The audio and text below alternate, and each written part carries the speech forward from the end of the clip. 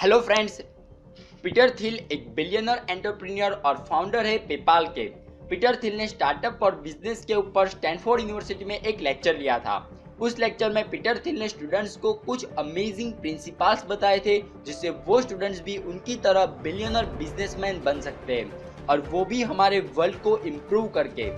Break master नाम का एक स्टूडेंट ने इस पूरे लेक्चर की एक नोट बना दी थी और ये नोट लोगों को बहुत ज़्यादा पसंद आने लगी और धीरे धीरे ये बुक कॉलेज के बाहर भी फैलने लगी। तब पीटर ने स्टूडेंट्स ब्रेक मास्टर के साथ मिलके काम करके इस नोट को और ज़्यादा इम्प्रूव किया और उसकी एक पूरी बुक बना दी, जिससे सिर्फ वो कॉलेज के स्टूडेंट्स या फिर सिर्फ उस सिटी के लोग ही नहीं बल्कि पूरी दुनिया के लोग उससे फ़ायदा ले सके। आज मैं पार्थ उसी बुक के प्रिंसिपल्स आपके साथ शेयर करने वाला हूँ, तो चलिए शुरू करते हैं।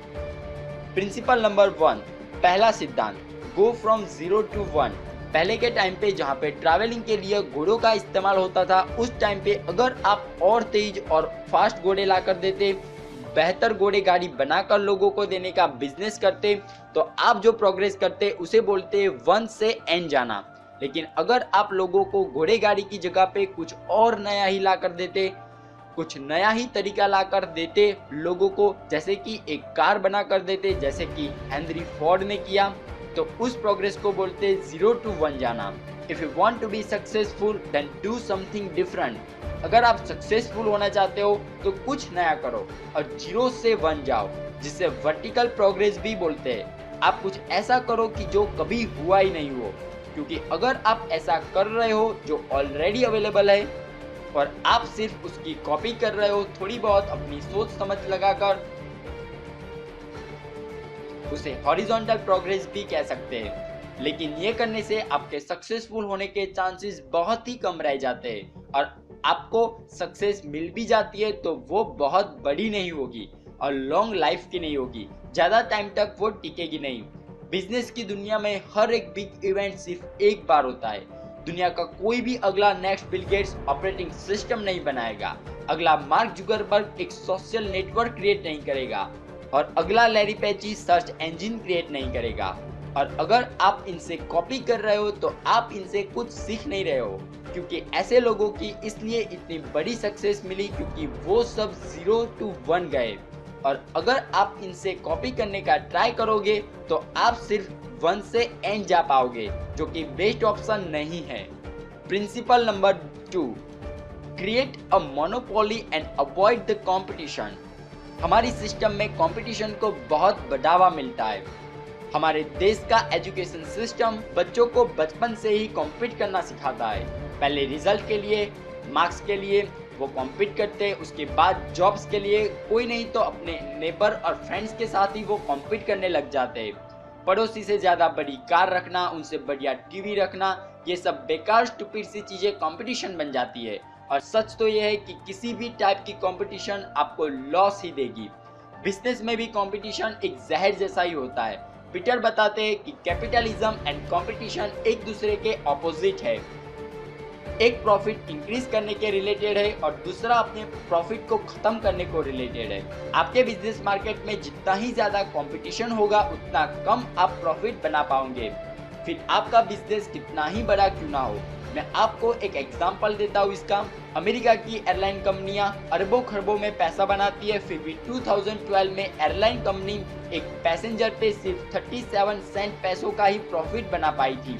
अब इसको हम कंपेयर करेंगे गूगल से। गूगल ने उसी साल 50 बिलियन बनाए थे और एयरलाइंस ने 160 बिलियन, पर गूगल ने 21% का प्रॉफिट बनाया था, जो कि ये प्रॉफिट उस एयरलाइंस के प्रॉफिट से 100 गुना ज्यादा का प्रॉफिट था। ऐसा किस लिए हुआ? तो एयरलाइंस कंपनी एक दूसरे के साथ कंपटीशन करने के चक्कर में अपने एयरलाइन टिकट्स के दाम कम कर रही थी, और एक तरफ गूगल खुद अकेला ही ज्यादातर मार्केट को डोमिनेट कर रहा था बिना किसी कोई भी कंपनी से कम्पीट किए।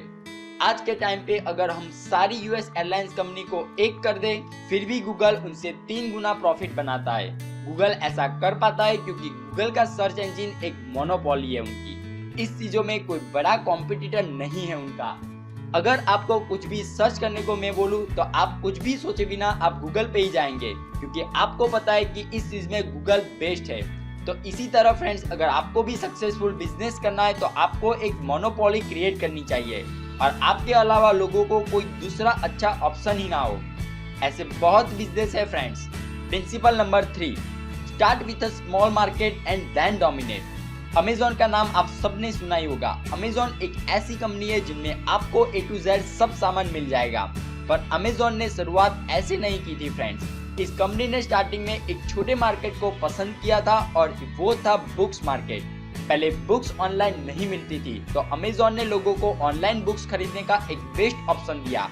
उससे पहले बुक सिर्फ दुकानों में ही मिला करती थी, इसलिए लोगों को बहुत सर्च करने के बाद भी बुक्स दुकानों में नहीं मिलती थी और बुक के पब्लिशर्स एंड डेवलपर्स को बहुत बड़ा नुकसान होता था। पर तब अमेज़न ने ऑनलाइन बुक्स लाके 0 to 1 का प्रोग्रेस क्रिएट किया, जिनसे बहुत लोगों को बहुत बड़ा फायदा हुआ।